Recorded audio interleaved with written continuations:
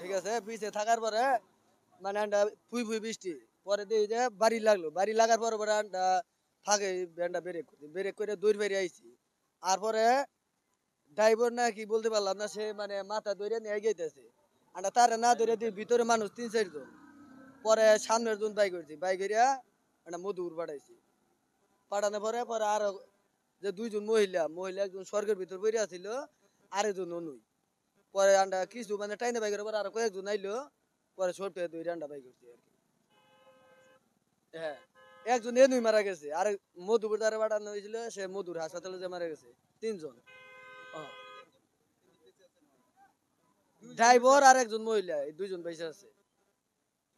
কেউ কেউ বলতেছে যে ড্রাইভার মারা গেছে, কিন্তু ড্রাইভার বাড়ি খাওয়ার পরে দেখছি ড্রাইভার মাথা ধরিয়া ওইদিকে আই গেছে, 5 জন ছিল।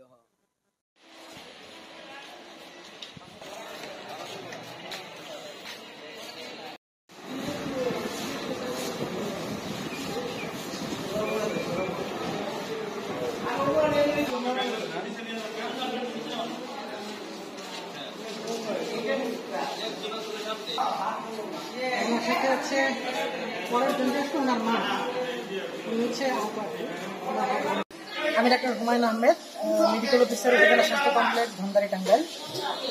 আজ আনুমানিক 1:01টার দিকে আমাদের ধনবাড়ি উপজেলার বাঘিল নামে যে বাস স্ট্যান্ড, তার নিকটে বাস এবং সিএনজির সংঘর্ষে সিএনজির মধ্যবর্তী প্রায় 5 জন যাত্রী ছিলেন, ড্রাইভার সহকারে। তারা সবাই আহত। এর মধ্যে আমাদের উপজেলা স্বাস্থ্য কমপ্লেক্সে 3 জন আসে, তার মধ্যে 3 জন মহিলা ছিলেন। 3 জনের মধ্যে 2 জনকে আমরা যখন রিসিভ করি তখন মানুষ জীবিত থাকার জন্য যেসব সাইন দিতে হয় সেগুলো চেক করার পরে আমরা 2 জনকে ঘোষণা করি। একজন মহিলা, তিনি হচ্ছে বয়স্কা, তার কন্যা, তিনি পড়বে, তাকে ঘোষণা করা হয়। এবং তিনি মহিলা, তিনি মা, তিনি আহত, তার ডান হাত ভেঙে যায়, তাকে প্রাথমিক চিকিৎসা দিয়ে আমাদের হাসপাতালে তাকে ভর্তি রাখানো হয়। মধুপুরের ঘটনাটা, মধুপুরের আমরা যতটুকু জানতে পেরেছি যে আমাদের এখানে সিএনজির মধ্যে যে 5 জন ছিল, তার মধ্যে 3 জন আমাদের হাসপাতালে আসে, আর বাকি 2 জন তারা নিকটবর্তী হাসপাতাল যায়। এবং মধুপুর একজন ওখানে মারা গিয়েছে। আমি হচ্ছে ডাক্তার হুমায়ুন, আমি হচ্ছে মেডিকেল অফিসার।